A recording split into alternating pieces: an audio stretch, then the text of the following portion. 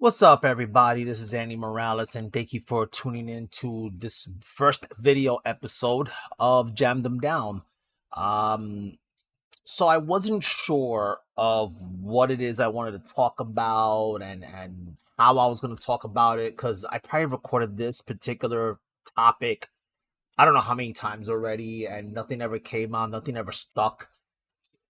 And I was thinking about stuff that I've been through in my life as far as the work field and the personal life and how, you know, to maintain mental health, right? Because one thing about me, I'm a big advocate for mental health, and I don't mean mental health as in like what my diagnoses are and how I can use it as a badge of honor to for positive and all that other stuff. I meant it's mental health as in like you know, how you are able to take a situation you don't understand and how to calibrate yourself of knowing how to handle those things, right?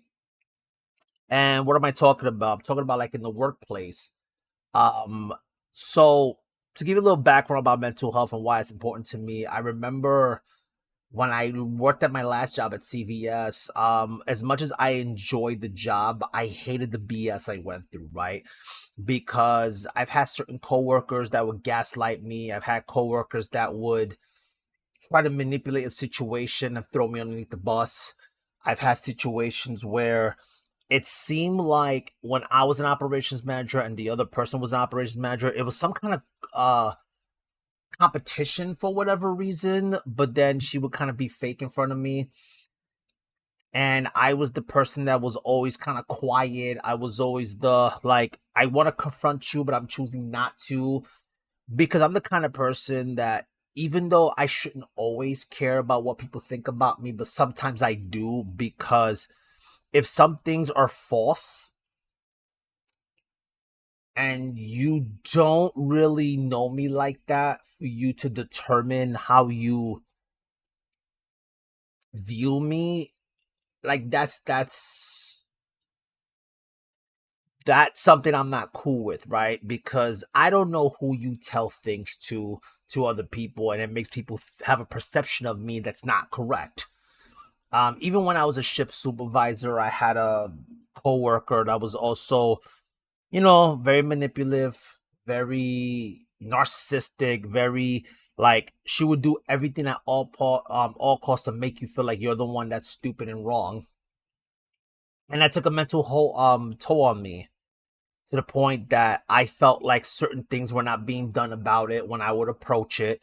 Money would go missing, and somehow I would get blamed for it.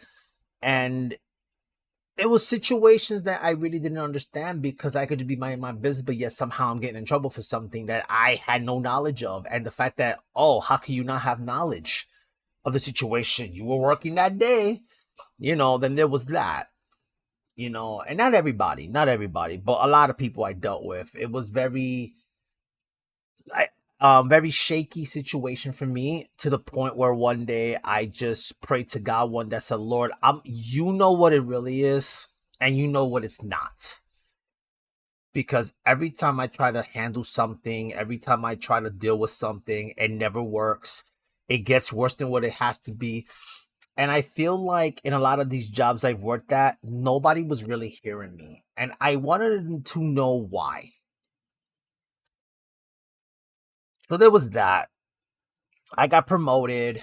And for the most part, I enjoyed what the job offered, but I didn't enjoy the BS I went through, whether it's with corporate, whether it's with, trying to live up to unrealistic expectations of the job field when you want perfection, but you don't want to give us the resources and the time and the things we need in order for us to provide that to you. And then you create this algorithm of some sort that makes absolutely no sense, and you claim that you're losing money but you're gaining more money, and there's a lot of things on the news that are claim that proving that you are making money.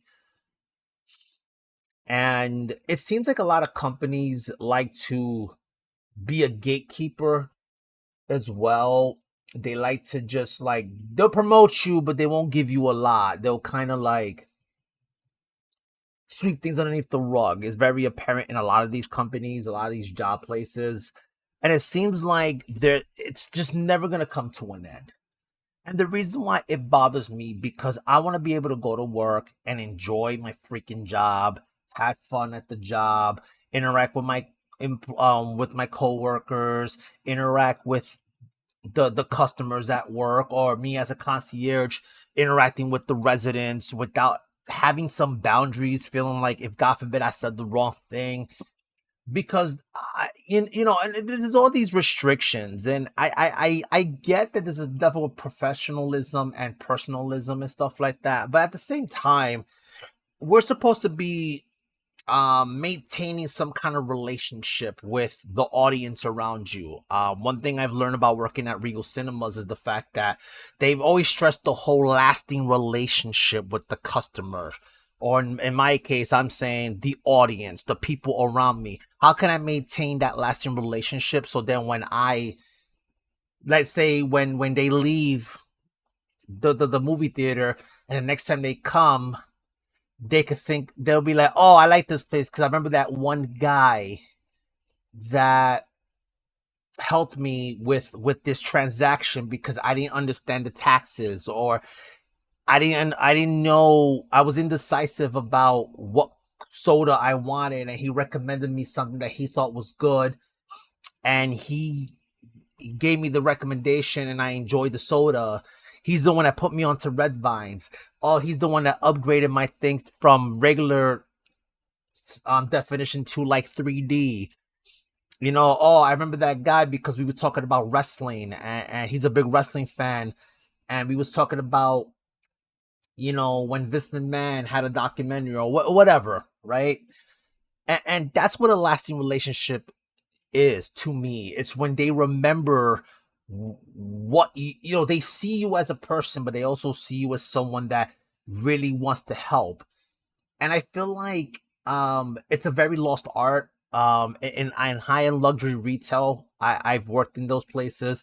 I've worked in high end luxury residential buildings. And one thing that seems to be the common denominator is that having a lasting relationship with your audience around you is a lost art, right? Because being a concierge is not just standing behind the desk and being on the computer and doing something to make the time pass by and just providing customer service and just scanning packages and doing whatever you want because it's comfortable. See, because to me, any kind of work, whether you're a concierge or you're a front desk receptionist at a hospital or at a dentist or at a clinic, it's not just sitting behind the desk and doing paperwork.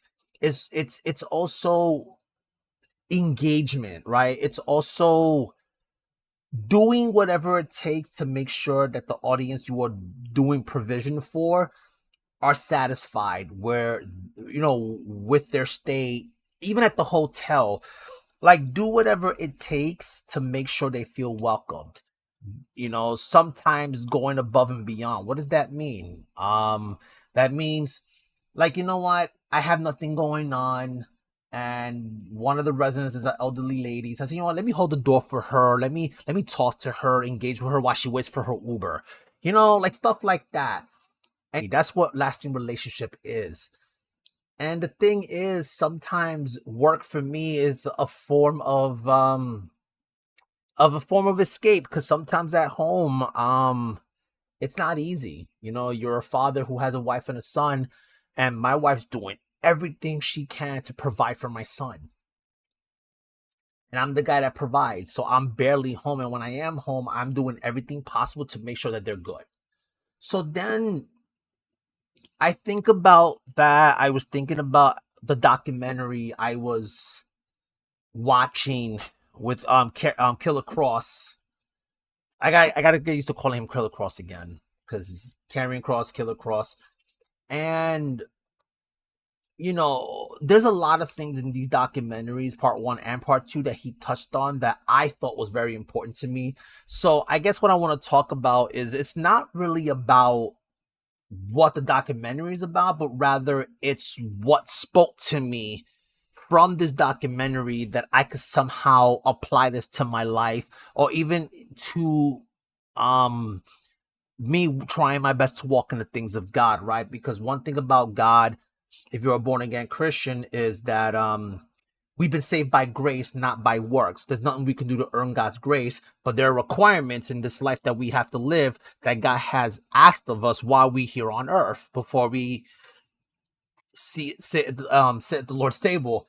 So I was thinking about all that stuff, and one thing he touched on a lot actually was about pretty much not just finding the form of escape, but also providing the form of escape for people who are going through tough times. And I was Googling, I wanted to Google what escapism is exactly. I mean, I know what it is, but like, I liked how it broke it down for me. And this really, really put things in perspective for me. I'm going to read it from the screen. So if I'm looking away, it's because I'm looking at the screen here. And it says that escapism is the practice of seeking mental diversion from unpleasant, stressful, or boring aspects of daily life. It is a coping mechanism that allows a person to temporarily detach from the reality by immersing themselves in activities that involve imagination, fantasy, and entertainment. The concept of escapism is often seen as a double edged sword. While it can be a healthy way to manage stress and recharge, it can become problematic when used to avoid reality and responsibilities in an excessive or harmful manner. Examples of escapism. Escapism can take many forms, from mundane activities to more serious behaviors. Some common examples include media and entertainment, reading books, watching movies or TV shows, especially binge watching, playing video games, or listening to music. Hobbies and creative pursuits, engaging in activities like painting, writing, gardening, or playing a musical instrument. Physical activities, exercising, hiking, or participating in sports. So this was pretty interesting because my form of escape sometimes, if I have nothing else going on, I would just take a random walk outside. I live in Bayonne, so sometimes I'll walk from Bayonne all the way to Jersey City, all the way to Hoboken. Because sometimes I don't always ride my bike. Sometimes I would just like to walk aimlessly and not care. I've done that many times. I've been doing that since even when I used to live in New York. I would walk from Brooklyn and I would go all the way to Times Square, all the way to Lincoln Square and that area, and then come back. Sometimes I'll end up in Canarsie. I don't know why, but it just happened to happen that way. The thing is, that was my form of escape because it gets my mind off feeling like I had to be stuck between the four walls of my house. Because for a long, long time, I always lived with my parents. I didn't always live on my own. I didn't live on my own until I got married. So, so that was pretty interesting. Social and personal habits, excessive use of social media, daydreaming, overreacting, or sleeping, which is the overreacting is something I do struggle with sometimes. Potentially harmful behaviors. In its more negative forms, escapism can involve substance abuse, alcohol, drugs, gambling, or excessive shopping. That is very interesting as well. Because you people do shopping because they want to get the mind off things. So it's like a feel good impulse. Like, you know what? I didn't need to get this case, but I wanted to get the case because I was bored. It's same thing with eating actually, because that I do sometimes struggle with gluttony a little bit, and sometimes I'm just bored. And sometimes my form of escape is sometimes food. Like I just ate whatever, but I like to enjoy food because I rather enjoy food than to enjoy alcohol or doing drugs. And that was my escape at one point too, because anything that involves consuming was something that was always my escape. So then there's the healthy versus the unhealthy, right? So it says the key difference between healthy and unhealthy escapism lies in the motivation and impact of the behavior. Healthy escapism. This is typically a temporary respite that allows you to de-stress and return to your life with a fresh perspective. It can be a form of self-care that promotes relaxation and well-being. Unhealthy escapism. This occurs when the activity becomes a habitual avoidance of real problems. It can lead to neglecting responsibilities, a decline in physical health and mental health, and social isolation, which is something I struggle with a lot. As a matter of fact, my dad used to isolate himself a lot when I was growing up. The activity itself may be harmless, but its excessive use as a tool for avoidance can be damaging. I definitely agree with you on that. So when it comes to Karrion Kross, he always felt, and I think this is a healthy aspect of escapism. He felt that escapism is something that he's responsible for providing for those who are going through a tough time. Because sometimes people need time just to get away. There's a lot of things that happen in this documentary that really spoke to me. So as far as the documentary goes, because I'm looking at some notes that I wrote down too. One thing he said, which was very interesting, was that his decision to participate in blood sport, it wasn't really about like avoiding and running away from his problems, but rather it was just confronting a challenge and seeking personal and professional growth. He viewed it as an opportunity to like liberate himself, to find his next steps, to prove people wrong. Because when he had his match with Kratos, there were people that advised against it. There was people that were like telling him, "Oh, maybe you shouldn't do that." And even though he understood why people had that concern for him, but he said it really pissed him off that even the people would even doubt him, even if it's just for a couple of seconds. And that's something that to me, and I get that. Um, and he also said that he felt the sense of responsibility for the people at Las Vegas, because Las Vegas was the place that he scratched and clawed to become the man he is today. Wanting to do something for the city of during the WrestleMania weekend because he wasn't at the WrestleMania card, so he decided to do the blood sport instead. And that is also can be viewed as a form of healthy escapism, not just for personal growth, but also to give back to the community of people who supported him. And he says that he pretty much chose to take on that difficult task, that difficult challenge, making his escapist pursuit as a form of a tribute and shared experience with the people he feels responsible for. And one thing I enjoy about this, that there's testimonies in both first and second documentaries that people have related to him. People have come up to him and told him that, hey, like, giving them examples of escapism. um I'm gonna be honest though, when it comes to escapism, to me personally, I've had healthy and unhealthy escapisms. When I was growing up, I was pretty much sheltered for most of my life, and I wasn't allowed to have a social life. I wasn't allowed to go outside by myself. I wasn't allowed to really have friends or friends over. Like, I wasn't Corey Matthews. I wasn't Topanga. I didn't have a Sean Hunter that was a friend. I was pretty much a loner, pretty much growing up. That my form of escape was my mind, and I would see all these things and all these creative things will come to play, but I never knew how to put pen into paper what was going on in here.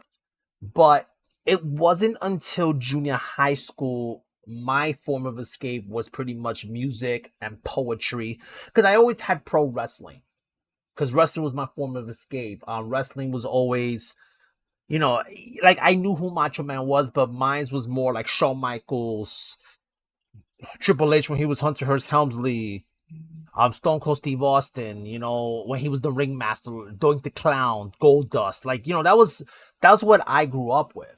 My earliest memory of WrestleMania was WrestleMania 12, Shawn Michaels versus Bret Hart. And at the time, even though I didn't care too much about the wrestling, I cared more about the story.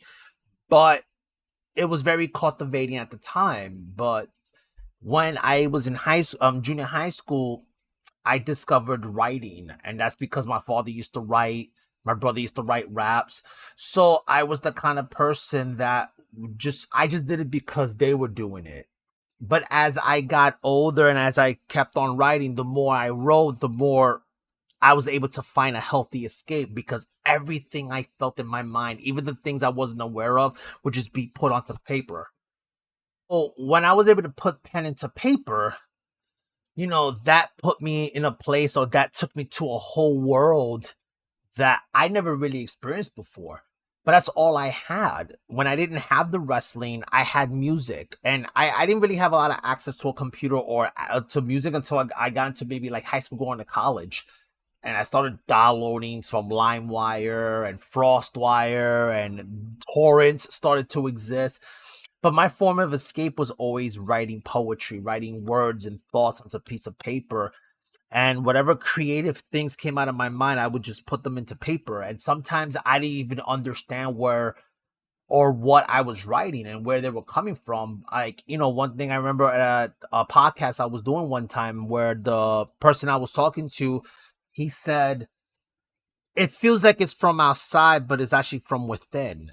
And it was just something that I felt like once I was in that zone, it was like everything else was disappearing around me. It's like I went into this warp zone type place, and whatever was coming out, I was visualizing them in my head. And that's how I developed the passion for writing and creating, and to want to put things in perspective, into perspective, to because I wanted to do that too. And he said that he felt responsible for wanting to provide that for audience and to give back to his audience. And the thing is, that's what I wanted to do with Unraveled Influence.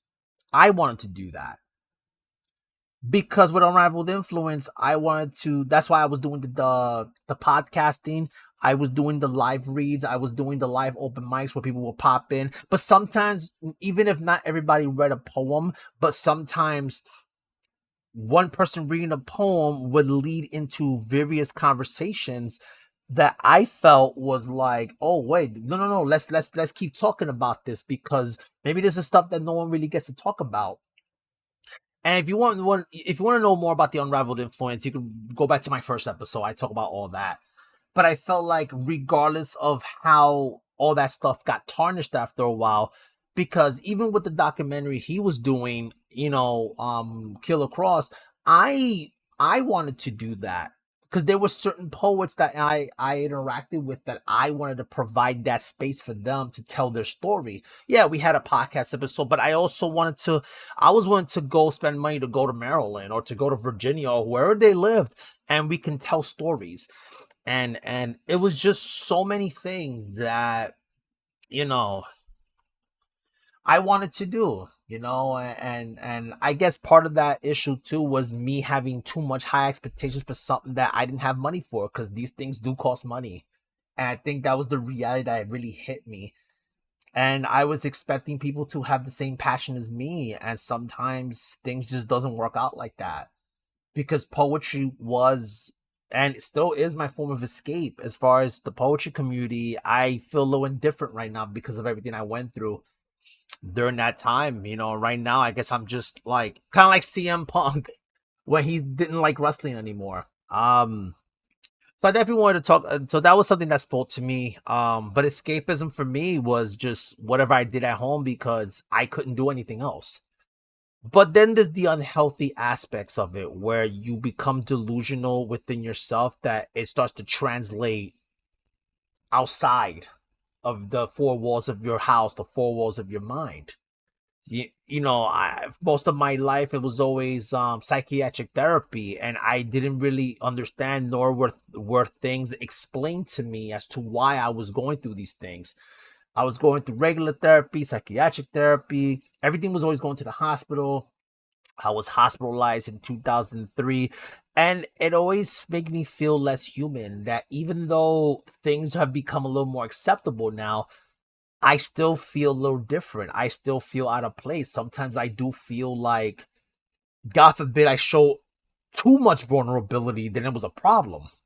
Especially me being a man of God, and that's a very scary but that struggle is very real, especially me being a man, because I'm 40 now, and there's still things from my younger life that still affect me to this very day, that I know God has asked me to give to him, but and I think I've always had this conversation, like, how do I give something to God, and how do I know when it's given to him?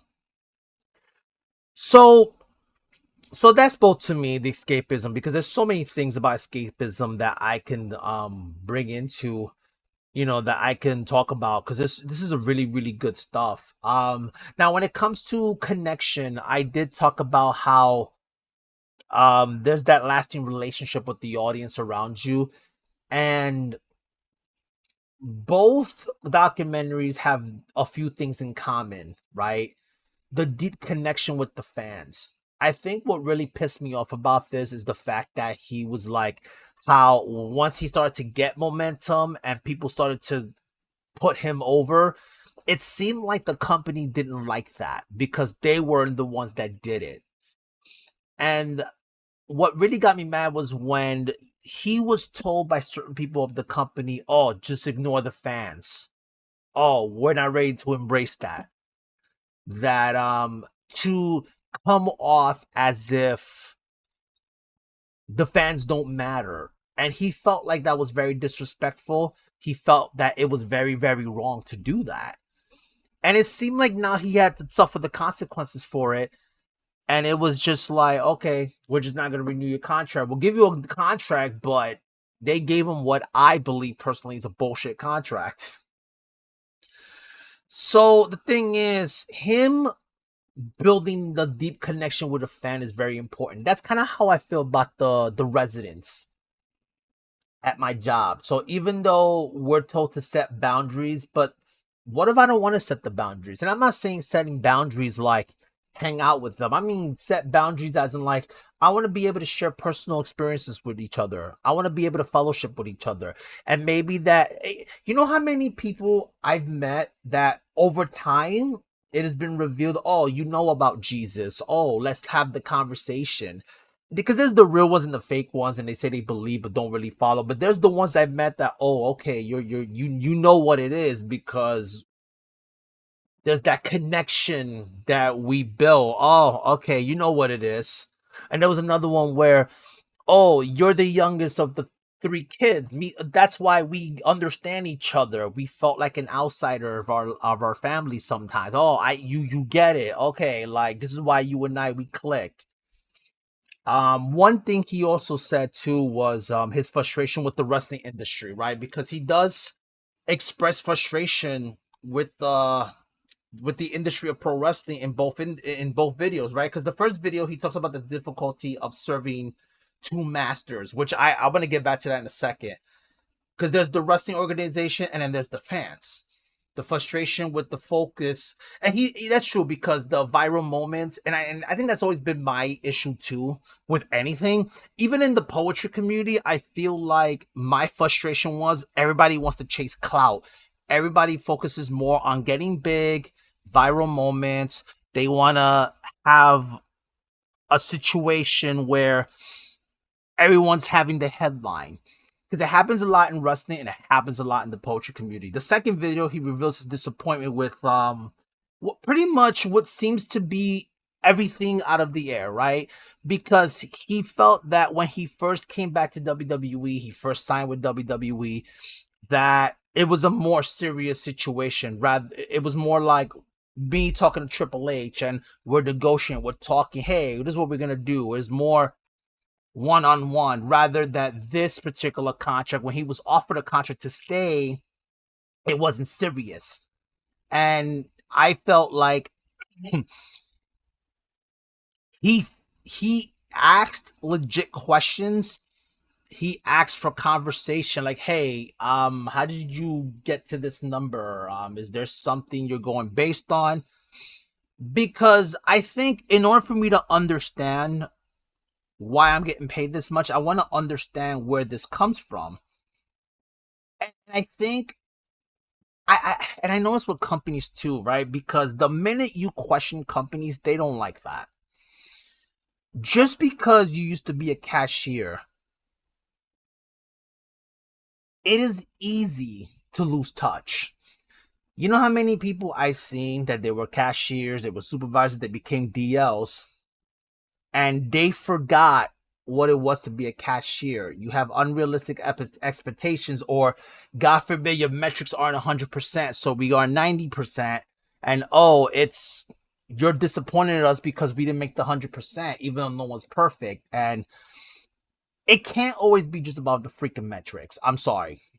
I hate the metric system because it's not always about metrics. Metrics is part of the situation, but it's not the only thing that's part of the situation.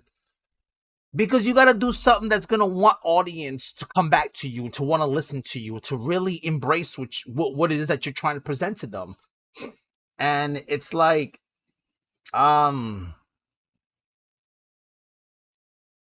I don't know, because the first video he talks about the emotional and the physical toll of the emotional and physical toll of his career. The second video opens up about the difficulty of waiting for the right moment to perform and to show what he's capable of.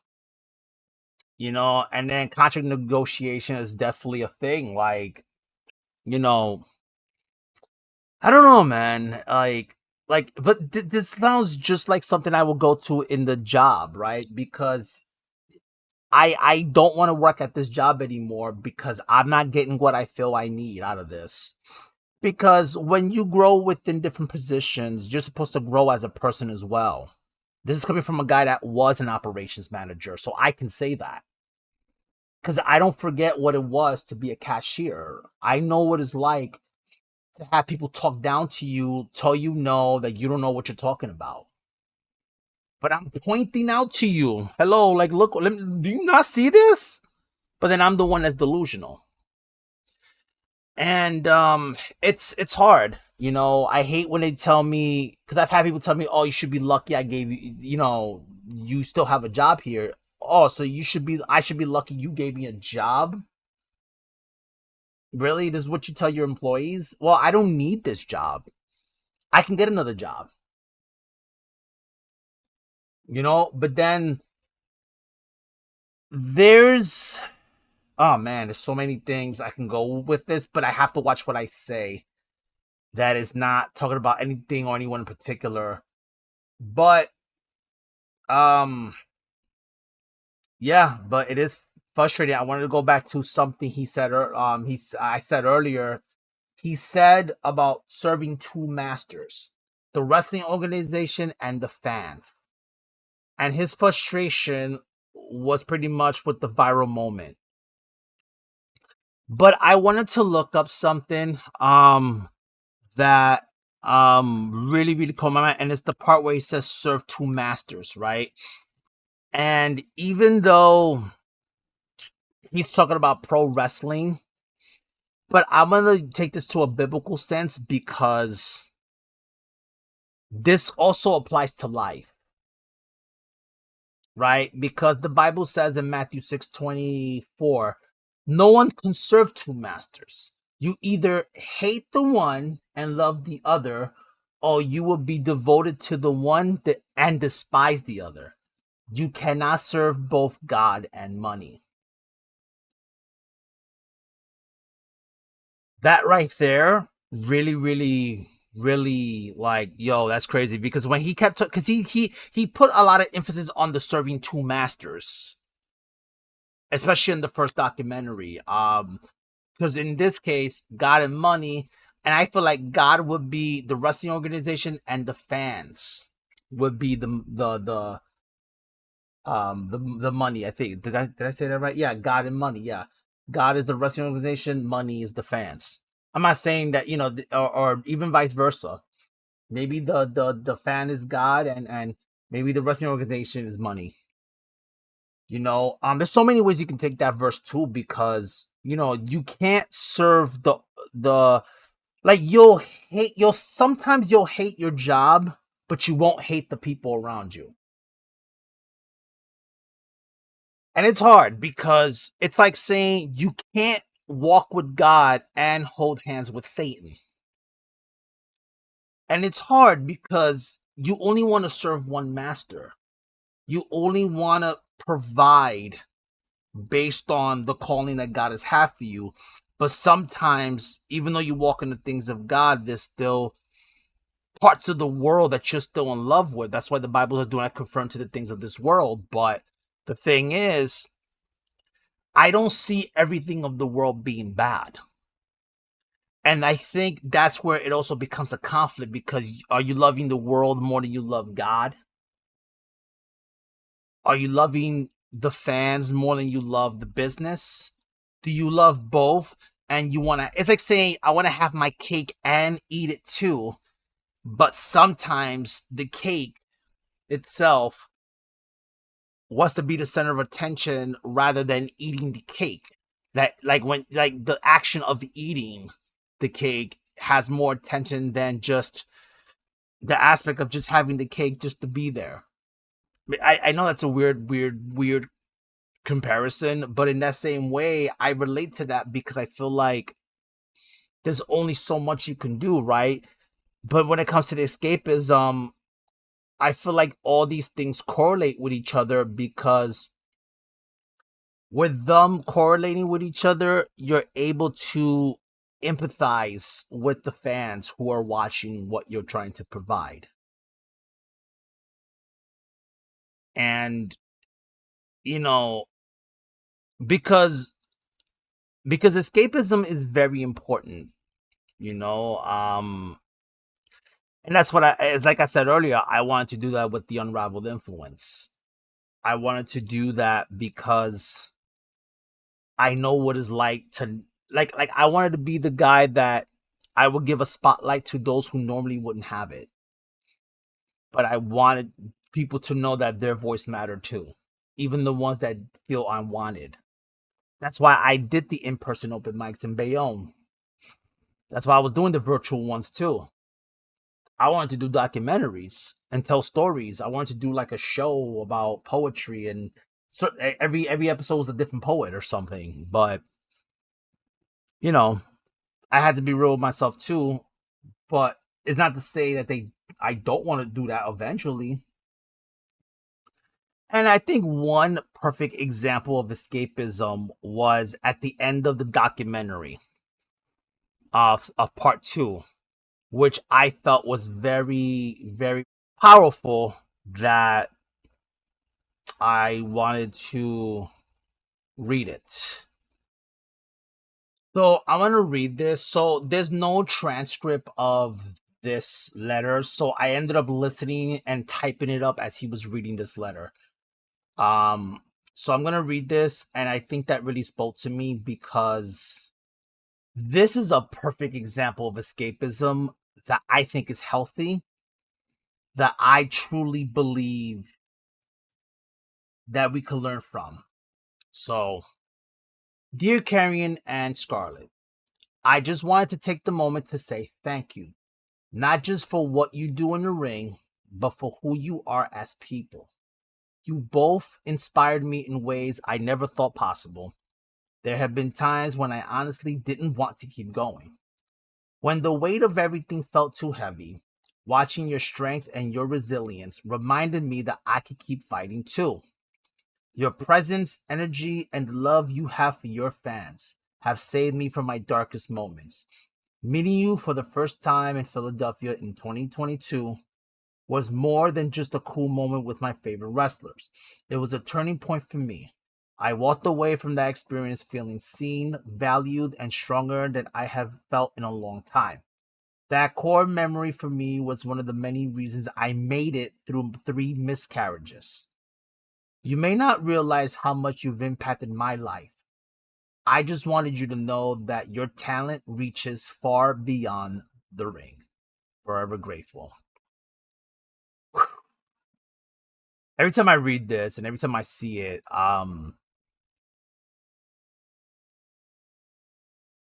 ooh, that gives me chills just even thinking about it.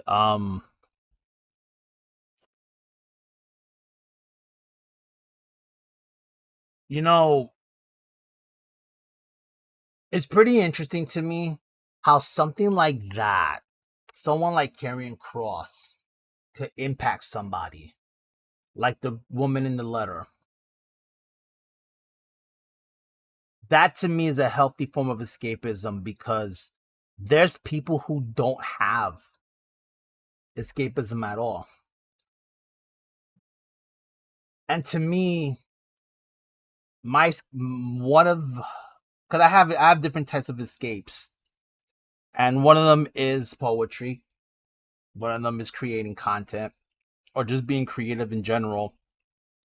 Music is my escape, but also Jesus is my escape too, because before I gave my life to Christ, I didn't really understand what relationship was until I decided to give him my life. And even though I don't get it right all the time, and even when I go through a lot of conflict in my life, the difference between now and maybe before, years ago, before I gave my life to God, was the fact that I have peace of mind knowing that even though this struggle is real, it is not the end of the world.